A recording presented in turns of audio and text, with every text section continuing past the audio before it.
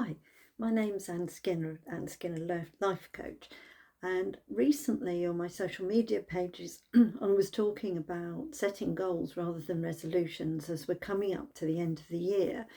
And I wanted to encourage people to think about this properly because resolutions tend to be things that are undefined, they're big, we don't say exactly what they are, exactly how we're going to achieve them, or exactly when we're going to achieve them by. So, for instance, we'll say, I want to get fitter. Well, what does that mean? Does that mean you want to be able to climb a flight of stairs without getting out of breath? Does it mean that you want to run a marathon? It could be either. So, setting goals is much more preferable because we can start to really be specific about what you want to achieve and when by. So the principle that I teach is, something I learned years and years ago in project management around SMART goals. Many of you may have come across that before. SMART standing for specific, measurable, achievable, realistic, and time bound. So if we're talking about getting fit, for instance, and you're applying this methodology, the specific is exactly what you want to be able to do. What is it you want to be able to achieve? Is it that you want to be able to keep up with the children? So you want to be able to run for 10 minutes without being out of breath. Think really carefully about what it is you want to achieve, rather than saying you want to run a marathon when actually you just want to be able to run to the end of the road. Be specific and write down what it is that you want to achieve. So that's the S, the specific. The M is measurable. So this is where you have some means of knowing what your progress is towards that goal and when you achieve it. So again, being specific about the end goal means that you can test yourself if it's running or if it's to lose weight, and you know that you want to lose a stone by a summer holiday. You know that, so you can measure it, you can get on the scales, you can measure how far you can run. So be specific and know how you're going to know that you're on track to achieving your goal and that you've got there, in fact. So that's the measurable. Achievable is about whether or not it's possible for you to do this. So if we think about running a race again, and wanting to be able to enter and complete a marathon that's for under 21s and you're in your 60s, well, clearly it's not achievable for you. So it's as bland as that. It's, is this possible for you?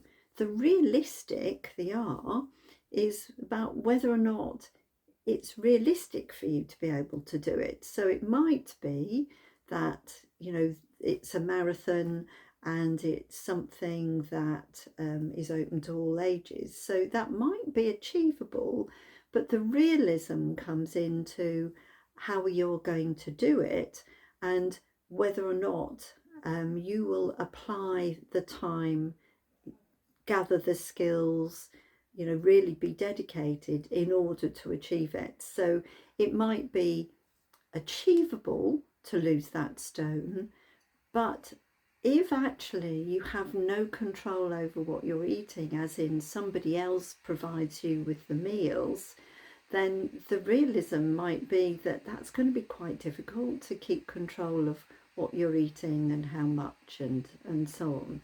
So how realistic is it for you to achieve the goal? Now, if you feel that the realism is that you can lose weight, you can run, you can learn a language, but you may never be fluent in that language, then maybe redefine the goal a little so that you can still learn the language, but perhaps be able to hold a conversation rather than being fluent in it. So that's the realism. And then the T is time bound. So when do you want to achieve it by? You know, just setting a resolution for 2025 doesn't tell me whether you want to achieve your goal by the end of January, middle of the summer, Christmas next year, or 31st of December. So again, be specific about when you want to achieve your goal by. Now remember, you can always amend these later if you decide that actually along your way you're not going to achieve it by that date, but give yourself a date so that you can start to make a conscious decision about whether you're putting in enough effort to meet that deadline.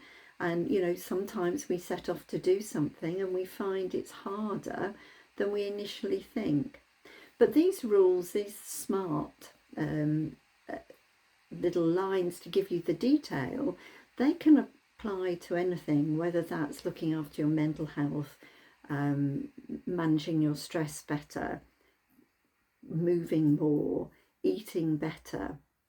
You know, it can be, those are the sort of sleeping better, those are the 4 roots that I talk about, but it can be any aspect of your life that you want to change in some way. Then be specific and create that SMART goal. Then when you've got it, write it down and put it somewhere where you will see it frequently. It might be on your fridge door, it might be a mirror in your bathroom or your bedroom, it might be inside a book that you read once a day, it might be on a laptop, it could be anywhere, but put it somewhere where you will see it so that it reminds you you have some work to do. Now the next step, once you've got it worked out in terms of what you want to achieve and you've written it down, the next step is to think about how you break it down into achievable steps, because setting the goal is great, but you need to actually take action, and taking action on a regular basis, daily if that's possible, is far better than doing something big once a month. You're more likely to create a new habit. So if it is, for instance, you want to get fitter, you want to move more, then it might be the first step is to work out what you're going to wear when you're going to be exercising, and then put it out the night before you want to take the exercise so that you're ready. So that's your first step, is getting into the habit of preparing the clothing that you're going to wear, running shoes, yoga socks, whatever it is, that you're preparing that the night before, and that sets you up to take the daily action, which might be to do 10 minutes exercise, yoga, running on the spot, go for a run around the block, whatever. So break it down into steps that you can take quite easily, because what we want to do is set you up to succeed. We don't want to set you up for failure. And again, one of the reasons that resolutions tend not to work is that we go all guns blazing in January and then we run out of steam. So by the end of February, quite often resolutions have been put to one side and we've given up on them. But if you truly want to achieve something, you need to take steps regularly. So make it small steps so that they are achievable, so that you don't have to have an hour and a half free, so that you don't have to spend £50 a week. You can break it down into things that you can do, that you feel you will do. So break it down into steps, and then have a simple, check system, whether that's online or on a piece of paper. You know what the step is that you need to take today, and it may be the same step that you take today and tomorrow and the day after, but you're repeating it. And that way you start to set up a new habit of being somebody who moves more. So write down the steps and be able to tick it off. So breaking down your overall goal into smaller steps will help you measure your progress as well, because you know whether or not you're taking action. The next thing is to think about how you will hold yourself accountable, because that accountability is key. Because if it's just something written on a piece of paper that you never look at, or something, reminder maybe on your phone that you just dismiss when the notification comes up, that's not really holding yourself accountable. So it might be that you need to think about who else you can get involved. And that's why often, particularly around fitness or weight loss goals, often it's something that is more easily achieved if you join a group or you do it with a friend, because you're giving almost an unwritten agreement to the other person or to the group, because you passed over money maybe, that you will attend the sessions or that you will take the action that you and your friend have agreed. So think about that accountability. Is it possible for you to get somebody you trust to hold you accountable? Would it work better for you to join a group? Or do you want to try and hold yourself accountable by setting yourself reminders, by checking in each night?